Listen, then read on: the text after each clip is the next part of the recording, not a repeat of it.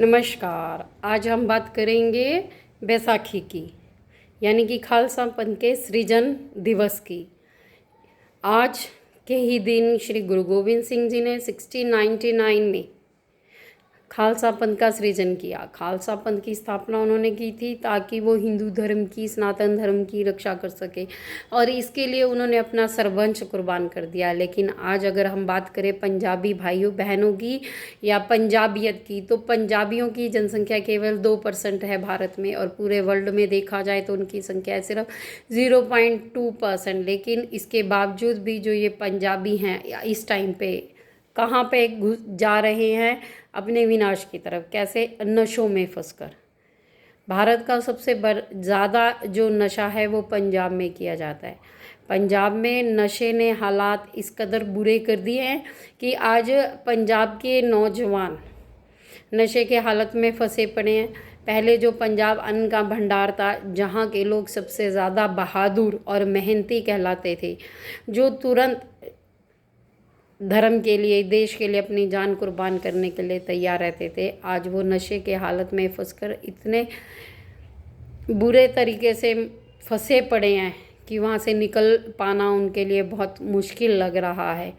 और हालात ऐसे हो रहे हैं कि या तो पंजाबी लोग विदेशों में जाकर बस रहे हैं, या फिर अपनी धरती छोड़कर विदेशों में जाकर अपने आप को रोजी रोटी कमाने के लिए जा रहे हैं, या अपने आप नशे में फंसे पड़े हैं और नशे से।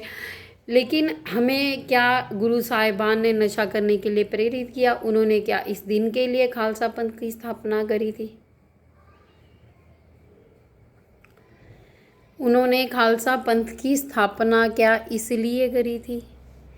गुरु जी ने खालसा पंथ किस लिए बनाया था? उन्होंने बनाया था धर्म और देश की रक्षा के लिए।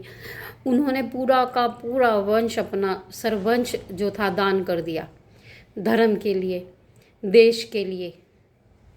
लेकिन उन्होंने कभी भी हार नहीं मानी, और आज हम उसी सर्वंशधानी के वंशज होते हुए भी अपने आप को कहाँ लेके जा रहे हैं? नशे के हालातों में फंसे हुए हम पंजाब के लोग किधर जा रहे हैं? क्या भविष्य लिख रहे हैं हम अपना? आने वाली जनरेशन्स को हम क्या सिखाएंगे, क्या बताएंगे? हम उन्हें क्या खालसे के मायने बताएंगे? उन्हें हम कैसे क्या बताएंगे कि खालसा की स्थापना क्यों की गई थी? क्योंकि जब हम खुद उस चीज़ को नहीं समझ पा रहे हैं, तो मेरी आप सब पंजाबी भाइयों से, पंजाबी यूथ से एक ही रिक्वेस्ट कि प्लीज़ नशे करने बंद कीजिए। इन हालातों से आप अपने आप को बाहर निकालिए। आप अपने गुरुओं की बानी के ऊपर विश्वास कीजिए और गुरु की बानी को फॉलो कीजिए। गुरु के कहे के अनुसार अपने जीवन को व्यतीत कीजिए।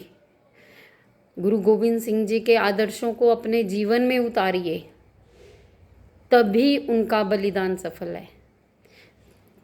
वो हमारे प्रेरणादायक है। उन्होंने हमें हमेशा धर्म की रक्षा के लिए, बलिदान देने के लिए, त्याग करने के लिए प्रेरित किया है। उन्होंने हमारे सामने अपना उदाहरण प्रस्तुत किया है त्याग देकर, और हमें उस रास्ते पर चलने के लिए प्रेरणा देते हैं।